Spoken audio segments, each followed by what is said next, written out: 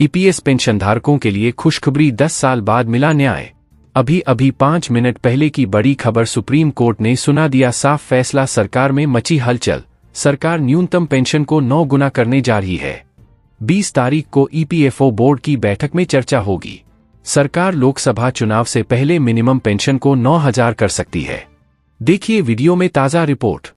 नमस्कार, जय Hind, Vande Mataram. EPS 95 pension धारकों की पेंशन को लेकर बड़ी खबर। ईपीएफओ का पेंशन को लेकर हुआ बड़ा बदलाव। आपकी पेंशन में ईपीएस 95 पेंशन धारकों की पेंशन को लेकर बहुत ही बड़ी खबर आ चुकी है। ईपीएफओ ने आपकी पेंशन की बढ़ोतरी को लेकर बहुत बड़ा फैसला किया है। नया पेंशन और नया नियम आपकी पेंशन ईपीएस में अब लागू होने वाला है, जिसके अनुसार 2 अलग अलग नई लिस्टें भी जारी हो चुकी हैं।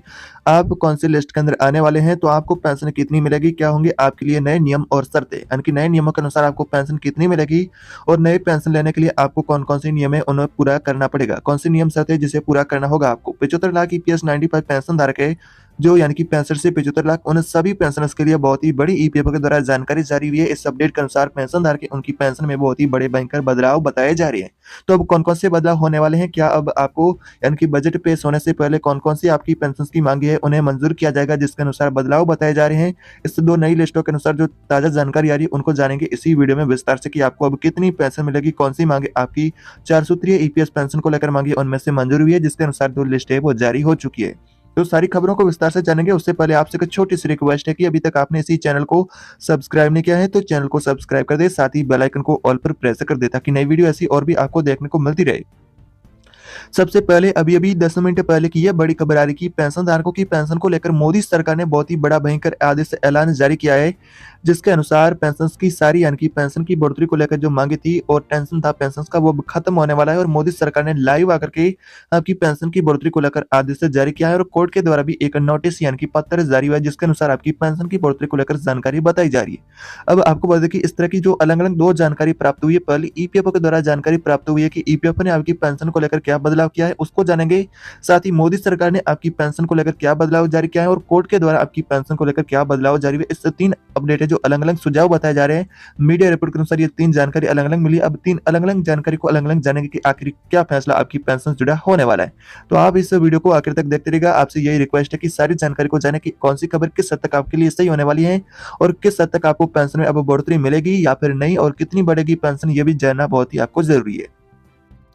पहली बड़ी यानी कि जो ईपीएस के 65 लाख पेंशनर्स है उनके लिए अर्जेंट ये अपडेट होने वाली कि ईपीएफओ के द्वारा जो अपडेट जारी हुआ है, जिसके अनुसार अगर देखा जाए तो ईपीएफओ ने आपकी पेंशन से जुड़ी ऐसी कोई लिस्ट अभी तक जारी नहीं की है। तो ईपीएफओ की एक उच्च स्तरीय समिति ने कर्मचारी भविष्य निधि संगठन इनकी ईपीएफओ यानी कि कर्मचारी भविष्य निधि संगठन के तहत वेतन का लिमिट वर्तमान में आपका 15,000 रुपए जो कि लागू है, जिसके अनुसार आपकी पेंशन की गणना की जाती है, जिसके अनुसार आपको पेंशन वर्तमान में मिलता है। तो ईपीएफओ के द्वारा जानकारी प्राप्त हुई कि आपकी जो 15,000 रुपए की लिमिट है, जैसे ईपीएफओ बढ़ा करके 21,000 रुपए प्रतिमाह करने का प्रस्ताव है जो दिया गया है। हालांकि समिति ने इसको लेकर कहा है कि सरकार इस प्रस्ताव को लेकर विचार कर रही है। सरकार सभी सूचनाएं जो पेंशन से जुड़ी आ रही है उनको लेकर विचार कर रही है। उसके बाद की तारीख से वर्धित दर को लेकर यानी कि फैसला किया जाएगा, लागू किया जा सकता है। लेकिन फिलहाल इसको लेकर चर्चाएं हो रही है। प्रस्ताव को मंजूरी नहीं मिली है कि आपका 21,000 रुपए का सेल लिमिट है जिसे लागू किया जाए। अगर 21,000 रुपए का सेल लिमिट लागू होता है तो पेंशन धारक वो ज्यादा पैसा जमा कर पाएंगे, जो यानी कि कंट्रीब्यूशन, और उसके अनुसार उनको ज्यादा पेंशन मिलेगी। तो इस तरह की जो 15,000 रुपए से अधिक आय वाले कर्मचारी है उनको भी अच्छा खासा मौका मिलेगा पेंशन लेने का, और उन्हें जो 15,000 रुपए से कम आय वाले कर्मचारी उनको भी ज्यादा पेंशन लेने का यानी कि फायदा मिलेगा। तो ईपीएफओ के द्वारा ये जानकारी प्राप्त हुई है कि ईपीएफओ 21,000 रुपए की सेल लिमिट लागू करने को लेकर विचार कर रहा है, लेकिन सरकार के द्वारा से कोई भी अभी तक सहमति या प्रस्ताव को पूरी तरह से सहमत नहीं किया गया है और सभी सूचनाओं पर विचार किया जा रहा है। ईपीएस पेंशन जुड़ी, उसके बाद इसे लागू किया जाएगा। अब जानते हैं कि आखिरी जो ईपीएफओ के द्वारा जो अपडेट इस तरह का होने वाला है कि कोई भी ऐसी लिस्ट अभी तक जारी नहीं हुई है। तो अब जानते हैं कि मोदी सरकार ने आप सभी की पेंशन धारकों की पेंशन को लेकर क्या बड़ा फैसला किया है। तो इस तरह की जानकारी आ रही है कि मोदी सरकार ने आपकी पेंशन से जुड़े 4 बहुत बड़े फैसले किए, जिसमें कि ओपीएस का हो या फिर ये एरियर का फैसला हो, 18 माह का रुका हुआ एरियर हो, या फिर आपका पेंशन ईपीएस से 1,000 रुपए से बढ़ा करके 9,000 प्लस डीए को लागू करने को लेकर भी अपडेट आ रही है।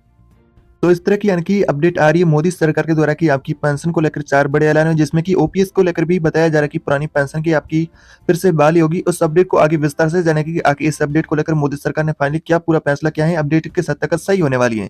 ये सारी जानकारी जो आपको अलग अलग अपडेट बता रहे हैं जो कि मीडिया आधारित होने वाली, इससे कोई भी सरकार ने अभी तक आधिकारिक जानकारी नहीं जारी की कि पेंशनर्स की जो मांगे उन्हें मंजूर किया जाएगा या फिर पुरानी पेंशन उसको बहाल किया जाएगा या फिर आपकी ईपीएस पेंशन 1,000 रुपए से बढ़कर के 9,000 प्रतिशत होगी। तो इस तरह की जो मीडिया रिपोर्ट के अनुसार बहुत सारी आपको रोजाना अपडेट देखने को मिलती है कि आपकी पेंशन में बढ़ोतरी हो गई है, जिसके बाद 9,000 प्लस से डे की पेंशन मिलेगी पेंशनर्स को और 1,000 रुपए की जगह 7,500 रुपए की पेंशन मिलेगी। तो बैंकों को आदेश अभी तक कोई भी ऐसा सरकार ने जारी नहीं किया है।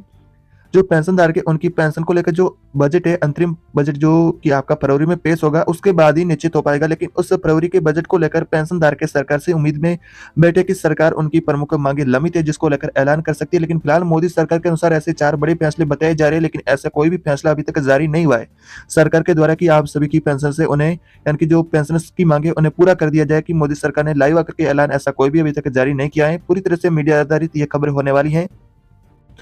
अब बात करेंगे आपकी ओपीएस को लेकर क्या फैसला है। उससे पहले जो सुप्रीम कोर्ट के द्वारा जानकारी बताई जा रही है वो भी जान लेते हैं, जिसके अनुसार क्या बदलाव बताए जा रहे हैं। अगर सुप्रीम कोर्ट के अनुसार अपडेट आपकी पेंशन से जुड़ा हुआ देखें तो सुप्रीम कोर्ट ने भी साफ यही फैसला बताया है कि आपका डीए में बढ़ोतरी होगी और जो आपका सेल लिमिट है 15,000 रुपए, जिसे कि लंबित फैसला है, जिसको लेकर चर्चा हो रही है। फिलहाल सुप्रीम कोर्ट के अंदर 15,000 रुपए का लिमिट को लेकर मामला लंबित है, लेकिन इस अपडेट के अनुसार ऐसा भी बताया जा रहा है कि 21,000 रुपए का सेल लिमिट लागू है और नई पेंशन आपको मिलेगी।